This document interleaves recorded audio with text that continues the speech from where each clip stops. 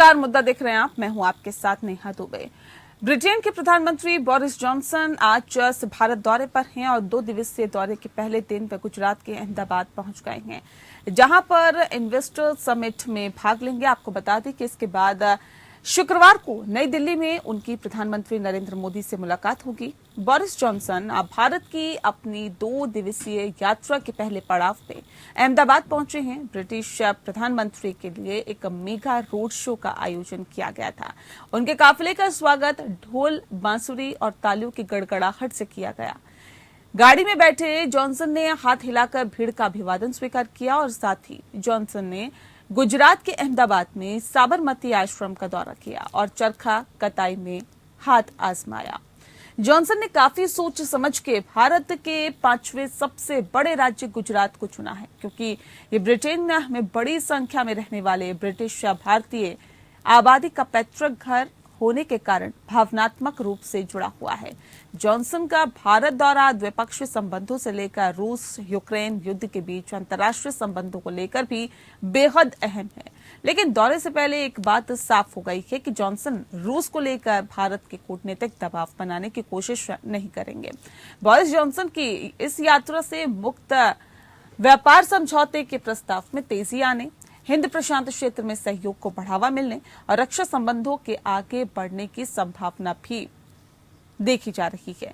प्रधानमंत्री नरेंद्र मोदी के साथ बोरिस जॉनसन की बातचीत हिंद प्रशांत क्षेत्र के हालात पर केंद्रित रहेगी। इसके अलावा ब्रिटेन भारत को रक्षा निर्माण का केंद्र बनाने और पीएम मोदी के विजन को साकार करने में अपना सहयोग देने के लिए तैयार है। इसके तहत दोनों देश सैन्य हार्डवेयर के संयुक्त उत्पादन के लिए प्रौद्योगिकियों के हस्तांतरण को भी तैयार देखे जा रहे हैं। जहां तक कि भारत ब्रिटेन मुक्त व्यापार समझौते की बात है, तो जॉनसन की यात्रा अगले दौर में बातचीत की राह तैयार करेगी। और ऐसे में आपको बता दें कि मुक्त व्यापार दोनों देशों के बीच बातचीत अगले सप्ताह होने वाली है। जॉनसन के दौरे को ब्रिटेन के अंदरूनी आर्थिक हालात से जोड़कर भी देखा जा रहा है। भारत के साथ कई सत्र पर समझौते करके ब्रिटेन उद्योग और नौकरियों को मजबूती देना चाह रहा है। फोकस में रहेगा ऐतिहासिक यूके भारत मुक्त व्यापार समझौता, जिससे 2030 तक हमारे व्यापार और निवेश को दोगुना करने में मदद मिलेगी। उम्मीद है कि यूके इंडिया ट्रेड पार्टनरशिप के बाद व्यवसायों के लिए लाल फीता शाही काटने पर काम पहले से ही हो रहा है और जिससे कि ब्रिटिश कारोबार को भी काफी ज्यादा मदद मिलेगी। यूक्रेन युद्ध के दौर में जिस तरह से यूरोप पर आर्थिक दबाव बना है, ब्रिटेन ने केवल महामारी में खोए हुए सभी उत्पादन को पुनः प्राप्त किया है, लेकिन परिवारों को अब 1950 के दशक के बाद से जीवन स्तर में सबसे बड़ी गिरावट का सामना करना पड़ रहा है।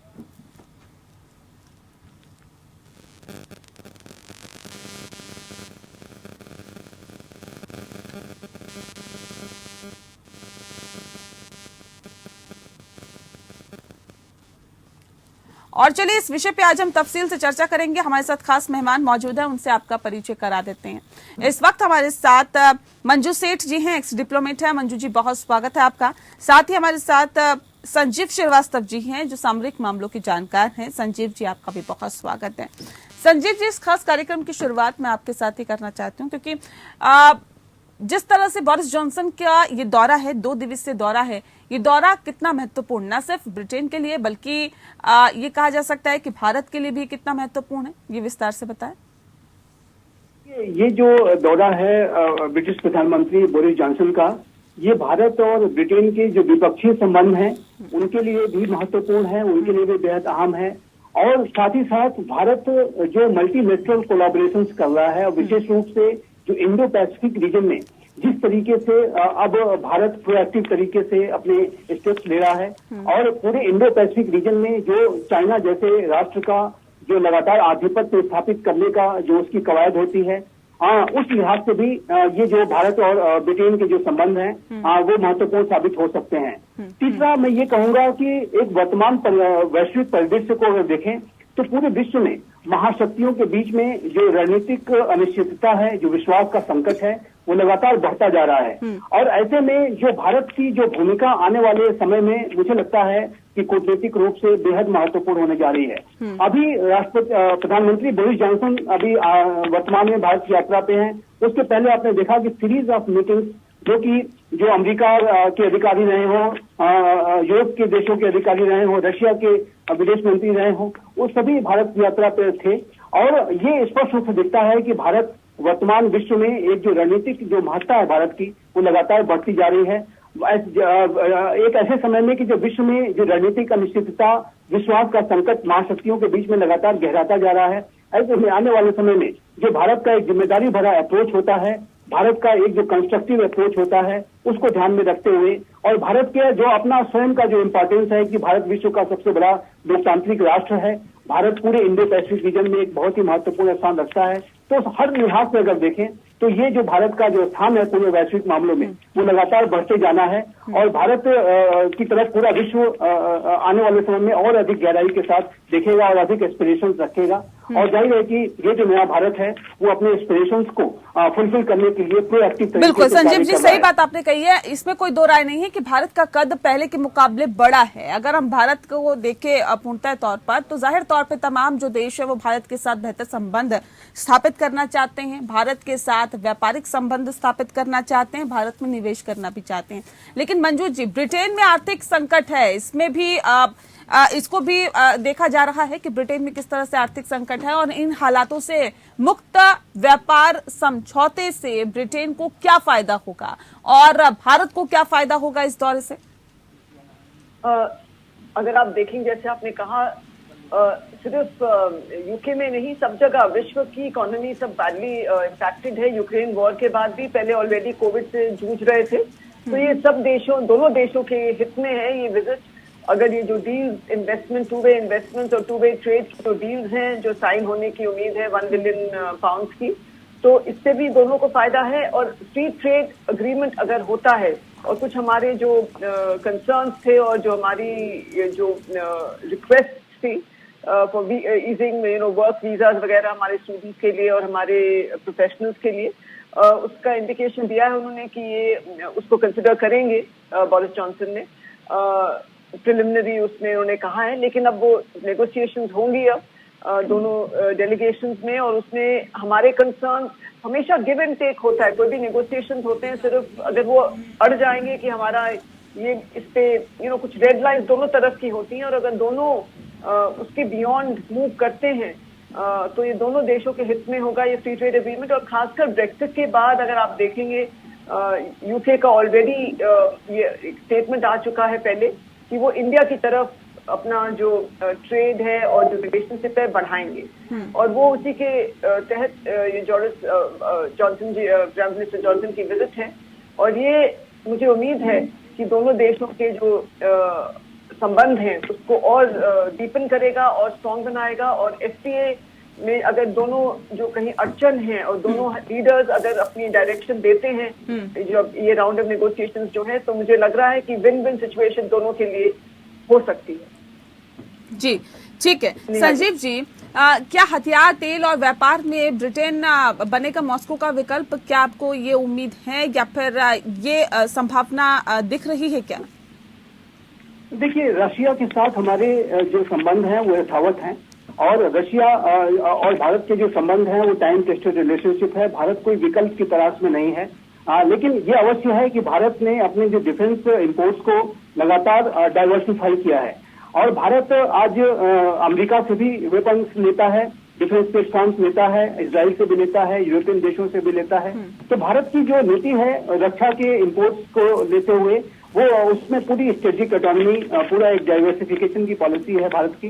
और भारत किसी एक राष्ट्र के ऊपर निर्भर नहीं है। भारत अपने राष्ट्रीय हितों, राष्ट्रीय सुरक्षा और रक्षा की आवश्यकताएं जो हैं उसको ध्यान में रखते हुए विभिन्न देशों के साथ जो है अपने रक्षा के जो ट्रेड है, डिफेंस ट्रेड, उसको करता है। तो लेकिन जैसा कि मैंने कहा कि भारत और ब्रिटेन के संबंध अपने आप में बेहद महत्वपूर्ण है, चाहे वो रक्षा के संबंध हो, चाहे अर्थव्यवस्था हो, चाहे वो हमारे डायस्पोरिक लिंकेजेस हैं। अभी आप देखिए तो वो गुजरात की यात्रा पे हैं, गुजरात के जो बड़ी संख्या के में जो लोग हैं वो ब्रिटेन में रहते हैं और वो उस आधार पर भी ये संबंध बहुत ही प्रगाढ़ संबंध है। प्राइम मिनिस्टर मोदी जब भी ब्रिटेन जाते हैं तो वहाँ पे वो भारतीयों को वहाँ संबोधित भी उन्होंने कई बार किया है और उस लिहाज से पूरी जो भारतीय इंडियन कम्युनिटी है ब्रिटेन में, उसकी नजर प्राइम मिनिस्टर बोरिस जॉनसन की इस यात्रा पे होगी। तो मुझे लगता है कि ये जो भारत और ब्रिटेन के जो संबंध हैं बहुत ही गहरे, बेहतर संबंध हैं, अच्छे संबंध हैं।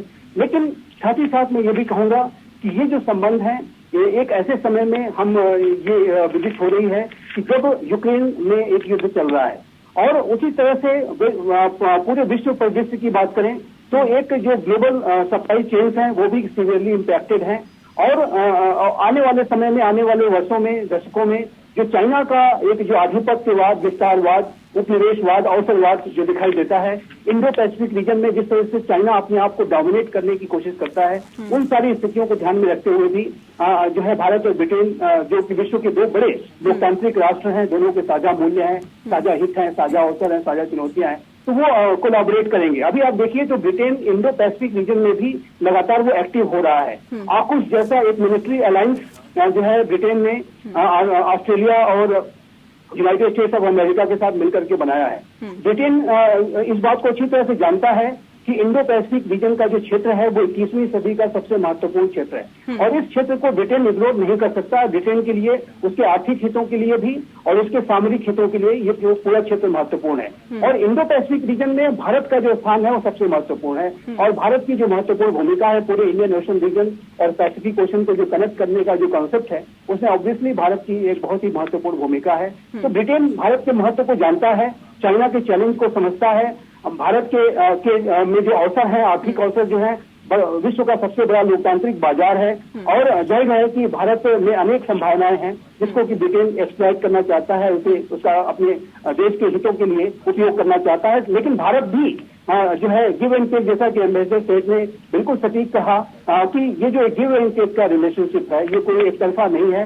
भारत भी चाहेगा कि ब्रिटेन में भारत के जो हित हैं वो किस तरीके से अधिक पूरे हों। भारत ब्रिटेन में अपने बिल्कुल संबंध दोनों तरफ से निभाए जाते हैं ताकि दोनों ही देशों को फायदा इसका मिले। बहुत अहम सवाल ये भी हो जाता है क्योंकि ब्रिटेन के प्रधानमंत्री बोरिस जॉनसन का 2 दिवसीय दौरा है और ये दौरा अपने आप में बहुत महत्वपूर्ण हो जाता है, लेकिन ऐसे में G7 समिट में भारत के न्योते का भी सवाल उठता है क्योंकि उस पर भी कहीं ना कहीं असमंजस बना हुआ था।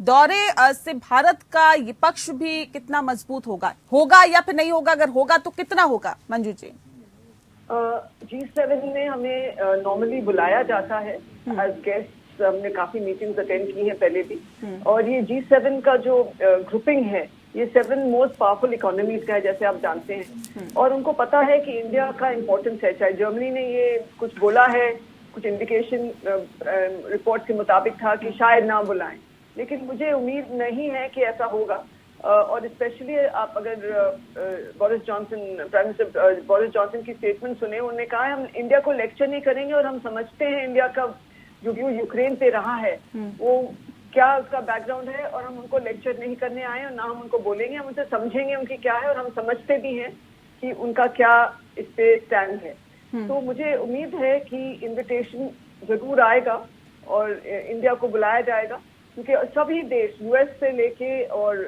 यूके और सब देश भी जो हैं G7 के मेंबर्स हैं वो समझ रहे हैं इंडिया का क्या पोजीशन है और क्यों है ये पोजीशन यूक्रेन पे जो रशिया की जो इन्वेजन हुई है उससे हमारा ये जो स्टैंड है हमने किस लिए दिया है और कैसे हम लोग इसको हमने क्यों इसका किया है और ये हमारे हित में है और देश भी समझ रहे हैं। तो ऐसे लगता है कि शायद इनवाइट करेंगे लेकिन आगे कह नहीं सकते इन आपस में क्या डिस्कशन लेते हैं G7 के जो नेशंस हैं जी। और उनका और होस्ट के ऊपर डिपेंड करता है। तो अभी तक कुछ इंडिकेशन आई नहीं है और साथ ही में जैसे इन्होंने कहा संजीव जी ने भी कि इंडिया का जो महत्व है वो बढ़ गया है, इकोनॉमिक राइजिंग पावर है, सब इंडिया के साथ अपना अच्छे संबंध रखना चाहते हैं क्योंकि उनको पता है ये मार्केट हमारा है, बड़ा मार्केट है उनके लिए, उनके प्रोडक्ट्स के लिए और टू वे ट्रेड के लिए और ऑल्सो मैन्युफैक्चरिंग और इन्वेस्टमेंट के लिए, टू वे इन्वेस्टमेंट और टू वे ट्रेड के लिए, मैन्युफैक्चरिंग के सभी के लिए हमारा जो इम्पोर्टेंस है बढ़ गया है। और अगर आज के इनके इस विजिट पे देखा जाए जो अनाउंसमेंट होने की उम्मीद है और डिफेंस सेक्टर में भी इंडिया में मेक इन इंडिया की तरफ जा रहे हैं और setting up defence manufacturing facilities India में। तो ये दोनों आप देखेंगे कि G7 जो नेशंस हैं वो भी इकोनॉमिक उसके फोकस रखते हैं। उनको अपना अगर हित दिखेगा सारे 7 कंट्रीज को, जर्मनी इंक्लूडेड, कि इसमें इंडिया का होना जरूरी है as an important economy, important democracy, और इंडो पैसिफिक की भी जो इम्पोर्टेंस है इस वक्त, उसको सब देखते हुए, मद्देनजर रखते हुए शायद सब जो G7 कंट्रीज है उनका डिसीजन इस तरफ ही इंडिकेट करता है। मुझे लगता है कि इंडिया को बुलाया जाएगा। बिल्कुल ठीक है। संजीव जी, क्योंकि अब दोनों देशों के नेताओं के बीच मुलाकात हो रही है, जब भी दो देशों के बीच मुलाकात होती है तो मुलाकात में कुछ बिंदु डिसाइड होते हैं, किन किन पे बात होगी, कैसे ये बातचीत होगी, क्या लगता है? क्योंकि दोनों देशों के बीच ये बातचीत होगी, नेताओं के बीच ये बातचीत होगी, क्या मुद्दे अहम रहेंगे, किन पर बातचीत होगी? देखिए, ये जो बैठक होगी इसमें बायलैटरल इश्यूज जो हैं वो डिस्कस होंगे। ऑब्वियसली जो FTA के ऊपर जो बात है इसके बारे में बातचीत हो सकती है। यूक्रेन का निसंदेह जो संकट है वो चर्चा में आएगा, और उसपे जैसा कि एम्बेसडर सेठ ने बिल्कुल सही कहा कि ब्रिटेन इस बात को समझने की कोशिश अवश्य करेगा कि भारत ने इस रुख को क्यों लिया है, और भारत का जो रुख है वो बेहद जिम्मेदारी भरा है। भारत संवाद का पक्षधर है। भारत ने जो UNSC के एक जो एक्सटेंशन के बाद जो एक एक्सप्लेनेटरी पॉइंटर्स जारी किए थे, उसमें सारी बातें भारत ने कह दी कि भारत ने ये स्पष्ट रूप से कहा था कि यदि डिप्लोमेटिक पाथ को छोड़ा गया है, हिंसा का रास्ता अपनाया गया है, तो वो गलत हुआ है। डिप्लोमेसी ही इसका एक सोल्यूशन हो सकता है। निगोशिएटिंग टेबल पर बातचीत के माध्यम से ही ये समस्या का समाधान हो सकता है। भारत ने यह भी कहा था कि किसी भी राष्ट्र की संप्रभुता, उसकी टेरिटोरियल इंटीग्रिटी का सम्मान किया जाना चाहिए, अंतर्राष्ट्रीय कानूनों का सम्मान किया जाना चाहिए, प्रिंसिपल्स का सम्मान किया जाना चाहिए। और भारत जाहिर है कि इस बात का समर्थक है कि जो एक UN चार्टर लेड जो विश्व व्यवस्था थी, अंतर्राष्ट्रीय कानूनों के आधार पर बनी हुई जो विश्व व्यवस्था है, जो एक रूल्स बेस्ड इंटरनेशनल ऑर्डर है, उसको डिस्टर्ब नहीं किया जाना चाहिए। और वर्तमान समय में जो यूक्रेन में जो घटनाक्रम हुए हैं उससे जाहिर है कि जो विश्व की जो व्यवस्था है, जो रूल बेस्ड इंटरनेशनल ऑर्डर है, वो डिस्टर्बेड हुआ है, वो चैलेंज हुआ है। तो ऐसे में भारत के लगातार संवाद का पक्षधर है। ब्रिटेन इस बात को भी अच्छी तरह से जानता है कि भारत के रशिया के साथ बेहद गहरे संबंध है, टाइम टेस्टेड रिलेशनशिप है। और ब्रिटेन ही नहीं, मैं ये कहूंगा एंटोनी ब्लिंकन अभी 2+2 की जो वार्ता हुई थी उसमें सेक्रेटरी ऑफ स्टेट अमेरिका के एंटोनी ब्लिंकन ने अपने बयान में ये स्पष्ट रूप से कहा कि यदि भारत ने ये स्टैंड लिया है तो हम समझ रहे हैं कि ये स्टैंड क्यों लिया है। रशिया के साथ वो अमेरिका भी जानता है कि भारत के साथ कितने गहरे संबंध हैं, कितने अभी भी 7% तक के जो इक्विपमेंट्स है, डिफेंस इक्विपमेंट्स भारत रशिया से ही लेता है। अन्य सेक्टर्स में भी, चाहे वो न्यूक्लियर रिएक्टर्स की बात हो, चाहे वो स्मॉल आर्म्स की बात हो, सभी में भारत और रशिया के बीच का जो कोलैबोरेशन है बेहद गहरा है। ये टाइम टेस्टेड रिलेशनशिप है। बड़े कठिन समय में रशिया ने भारत का साथ दिया है और भारत रशिया को बिल्कुल भी त्याग नहीं सकता। और दूसरी बात कि भारत, जो सबसे महत्वपूर्ण बात यह है कि भारत अपनी विदेश नीति का संचालन रणनीतिक स्वायत्तता के आधार पर करता है। भारत किसी का एलाई नहीं है, पार्टनर है। पार्टनरशिप भारत करता है, चाहे वो अमेरिका हो, चाहे वो रशिया हो, चाहे वो ब्रिटेन हो, सभी के साथ भारत के जो संबंध है रणनीतिक स्वायत्तता के आधार पर बनते हैं। और ये जो राजनीतिक स्वायत्तता है, भारत अपने राष्ट्रीय हितों को सर्वोपरि रखते हुए लेकिन वैश्विक हितों का भी ध्यान में रखते हुए निर्धारित करता है। तो ये स्पष्ट रूप से दिखता है कि ब्रिटेन इस बात को अवश्य समझेगा, और मेरा भी ऐसा पूरा विश्वास है कि चाहे वो ब्रिटेन हो, चाहे वो G7 के देश हों, इस बात को समझेंगे कि भारत ने ये स्टैंड जो लिया है वो क्यों लिया है, उसके पीछे के तर्क क्या है, उसके पीछे की बुद्धिमत्ता क्या है, और ये स्टैंड कितना अधिक इम्पोर्टेंट है। ये जिम्मेदारी भरा स्टैंड है। ये भी मैं कहूंगा, ये स्टैंड कोई ऐसा नहीं है कि एक गैर जिम्मेदाराना स्टैंड है। ये जिम्मेदारी भरा स्टैंड है। भारत विश्व के जो महाशक्तियों के बीच में जो बढ़ती हुई रणनीतिक अनिश्चितता को और गहरा नहीं करना चाहता। भारत विश्वास के संकट को और गहरा नहीं करना चाहता। भारत यदि एक किसी पक्ष का साथ ले लेता तो ये जो विश्वास का संकट है वो और अधिक गहरा होता। तो भारत ने ये जो स्टैंड लिया है एक सकारात्मक स्टैंड भी है, जिम्मेदारी भरा स्टैंड है। और मुझे ऐसा लगता है, मेरा ऐसा पूरा विश्वास है, सोच समझ के साथ, सूझबूझ के साथ ये स्टैंड लिया गया है, क्योंकि किसी भी तरफ भारत का झुकाव नहीं रहा। बहुत तटस्थ रहा और साथ ही साथ बहुत सोच समझ के साथ ही कहीं ना कहीं भारत आगे बढ़ा है, अपनी रणनीति को कारगर साबित किया है।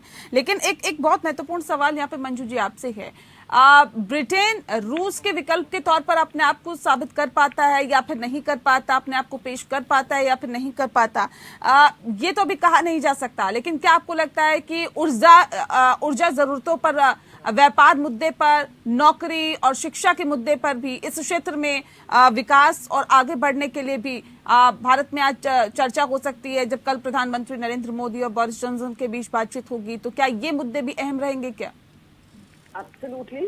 और जैसे आपने कहा, ऑफ कोर्स यूक्रेन पे बात होगी, इंडो पैसिफिक पे बात होगी, कैसे उसको सिक्योर रखा जाए और कैसे सबका हित वहाँ पे सेफगार्ड किया जाए। और साथ ही में इन मुद्दों पे जो आपने कहा है उन पे जरूर चर्चा होगी, ताकि दोनों ने जॉब्स के ऊपर, इन्वेस्टमेंट के ऊपर, हर एक ट्रेड के ऊपर, हर एक चीज पे बात जरूर होगी। और ये देखा जाएगा कि दोनों देशों में जो संबंध हैं उनको और कैसे मजबूत किया जाए। और डेमोक्रेटिक दोनों जो देश हैं वो बार बार उन्होंने ये भी एम्फसाइज कर रहे हैं कि ये सबसे लार्जेस्ट डेमोक्रेसी है। तो इसके लिए और जो यूके है, ब्रिटेन है, वो भी डेमोक्रेसी की ओरिजिन है सॉर्ट ऑफ। तो वो चाहते हैं कि ये जो डेमोक्रेटिक सॉर्ट ऑफ प्रिंसिपल्स हैं उनको भी साथ में रखा जाए और इंडिया के साथ और अपना घनिष्ठ संबंध बने।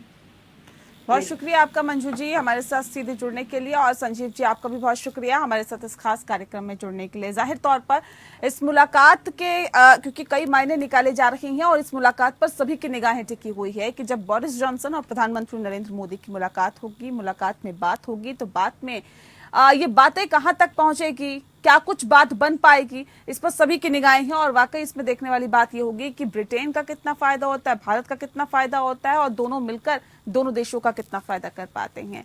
मुद्दा में फिलहाल इतना ही। नमस्कार।